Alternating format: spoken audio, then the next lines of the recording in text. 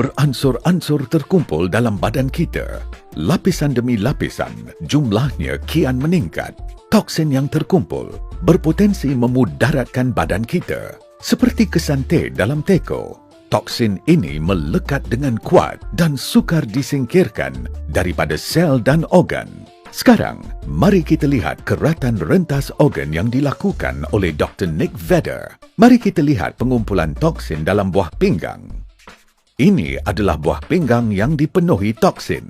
Kita boleh lihat betapa kuatnya toksin melekat pada organ sehingga amat sukar untuk dikeluarkan.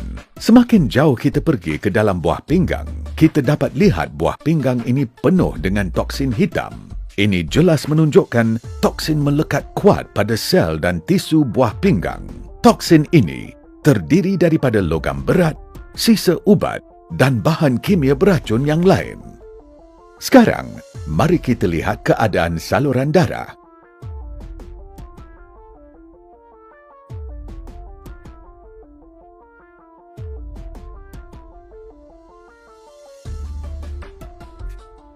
Ini adalah saluran darah yang sangat tersumbat, penuh dengan mendakkan lemak, akhirnya mengakibatkan mikrothromboembolisma. Saluran darah yang tersumbat adalah punca penyakit kardiovaskular dan cerebrovaskular.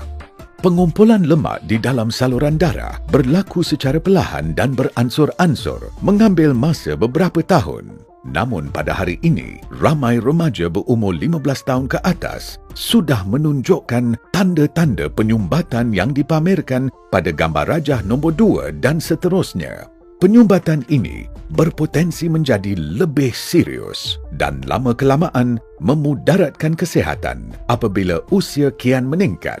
Saluran darah akhirnya akan pecah sekiranya penyumbatan ini berterusan. Mikropartikel herba dari pembersihan dalaman diserap dengan cepat oleh tubuh kita. Gelombang magnetik bergema dalam sel badan hingga menyebabkan toksin yang melekat pada dinding sel bergetar.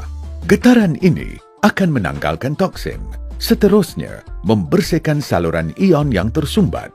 Bahan detoks herba kemudiannya memasuki sel dan membantu menyah toksik sel daripada dalam. Toksin yang sudah tertanggal ini akan dibawa oleh darah ke dalam hati, organ detoks terbesar dalam tubuh kita. Hati berfungsi sebagai kartridge penapis untuk menapis dan memerangkap toksin dalam darah. Toksin dalam darah akan terperangkap dan beransur-ansur disingkirkan oleh darah yang mengalir secara berterusan ke hati. Toksin yang diproses ini kemudiannya diangkut ke duodenum melalui saluran duktus hati sebelum memasuki usus kecil dan usus besar dan akhirnya dikeluarkan bersama najis. Formula pembersihan dalaman dan detoks. Ciri detoksnya yang unik berkesan untuk menyingkirkan toksin yang sudah bertahun-tahun terkumpul dalam badan kita. 1. Bertindak lebih cepat. Formula ini mula bertindak dalam masa 16 jam untuk membuang toksin yang terkumpul dalam badan. 2. Tahan lebih lama.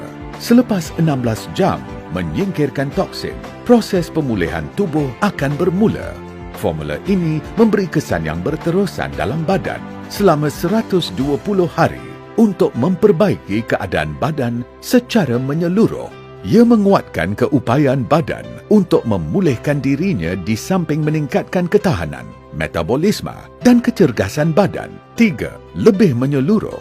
Formula ini menyingkirkan toksin daripada setiap sel dalam badan secara menyeluruh dengan kesan yang ketara.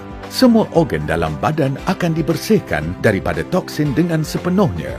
4. Lebih ketara. Toksin yang disingkirkan daripada badan boleh dikenal pasti dengan jelas melalui najis dalam pelbagai warna dan bentuk. Ini membolehkan anda memantau perubahan positif organ dalaman anda dengan cara yang lebih ketara. Anda juga dapat merasakan sendiri kesihatan badan yang semakin baik.